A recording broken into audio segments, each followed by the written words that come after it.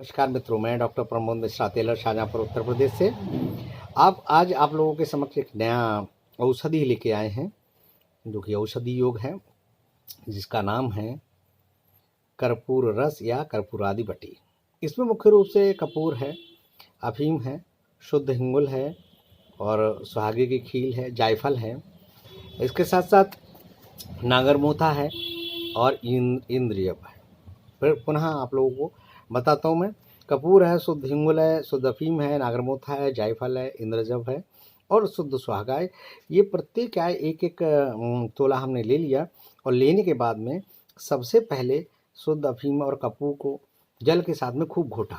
जब बढ़िया तरह से मिल जाते हैं तो अन्य द्रव्यों को भी इसमें मिला करके और खूब बढ़िया से घोटाई करते हैं, ठीक है। और उसके बाद में फिर इसकी एक एक रत्ती की गोलियां बना लेते हैं। मात्रा में 1 से 2 गोली जो है वो दिन में 3-4 बार दी जा सकती हैं, शहद या अनारस के साथ में।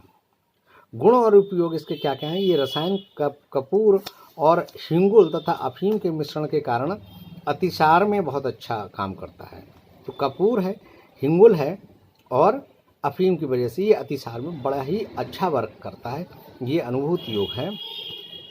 हाँ, एक बात का ध्यान रखना चाहिए, पेचिस में भी देते हैं इसको, लेकिन पेचिस में पहले आँव निकल जानी चाहिए।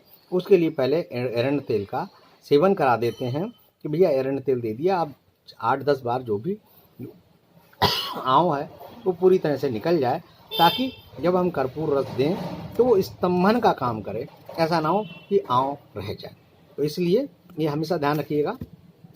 कई बार पेचिस को लोग लेकर के आते हैं कि आँव हो गई है और हम सब आँव बंद करने में लग जाते हैं। नहीं, अतिसार पर तो हमें ये काम करना चाहिए बहुत ज़्यादा। अगर अतिसरण हो गया है तो उसको हम भाई कर्पूर रस दे दिया, परंतु आँव को के लिए आँव के जो मरीज हैं पहले उनको कैस्टर ऑयल दे करके वो क्या करता है, वात कफत संप्राप्ति को भंग कर दे, उसके बाद में कर्पूर रस का प्रयोग करा सकते हैं। आँव रहित दस्तों और खूनी दस्तों में इसका कार्य अच्छा है, ठीक है। देखिए लिखा भी है आँव रहित, ये आयुर्वेद शास्त्र संग्रह से लिया गया है। आँव रहित दस्त और खूनी दस्तों में इसका बड़ा ही अच्छा उपयोग है। संग्रहणी में भी कपूर रस का मिश्रण हितकर होता है। हैजा में भी इसका अच्छा लाभ होता है। हैजा ना, जो मक्खियों की वजह से होता है, मक्खियाँ आके खाने में बैठ जाती हैं और इसको फूड पॉइजनिंग बोल देते हैं, वहाँ भी बड़ा अच्छा काम है। कर्पूर रस और अफीम के मिश्रण होने की वजह से दस्त और बमन दोनों में काम करता है।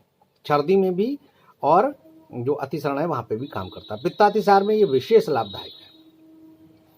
संग्रहणी रोग में इसका प्रयोग किया जाता है, किंतु वातज और पित्तज संग्रहणी में ये विशेष फायदा करता है।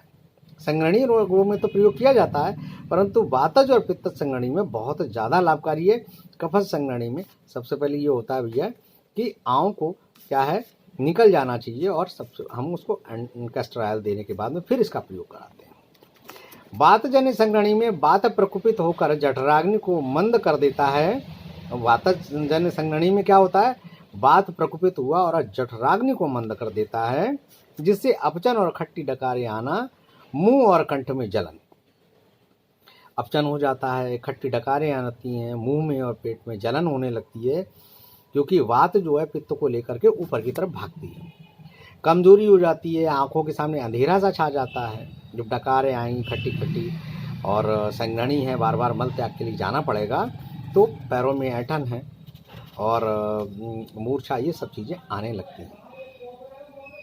पेट में दर्द है, जोड़ों में दर्द है, हृदय निर्मल पड़ जाना, अरुचि, मुंह का स्वाद फीका हो जाना, खाना थोड़ा सा खाने के बाद भी पेट में दर्द रहता है, जरा सा भी खाना लिया पेट में दर्द हो जाता है, क्योंकि वायु का प्रकोप है, वातज संग्रहणी में बहुत ज़्यादा दिक्कत करती है। पित्तज में भी ऐसे लगभग यही लक्षण मिलते हैं। दस्त पतला और थोड़ा थोड़ा बार बार होना, पतला हो रहा है पित्तज संग्रहणी की वजह से और थोड़ा थोड़ा हो रहा है बार बार, ये वायु के प्रकोप से। बीच बीच में गैस भी पास होती रहती है।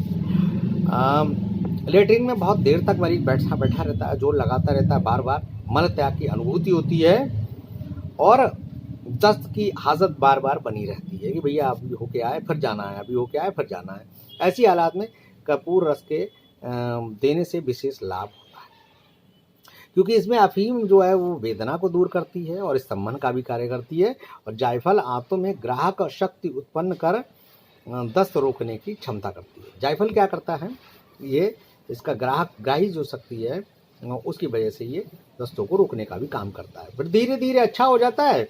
इसी तरह से पैतृक संग्रहणी में भी इसका प्रयोग कराते हैं, कफज संग्रहणी में नहीं। तो बड़ा कर्पूर रस एक बहुत ही उत्तम, अत्यंत उत्तम लाभकारी है और इसको देना चाहिए। ठीक है, थैंक यू, नमस्कार।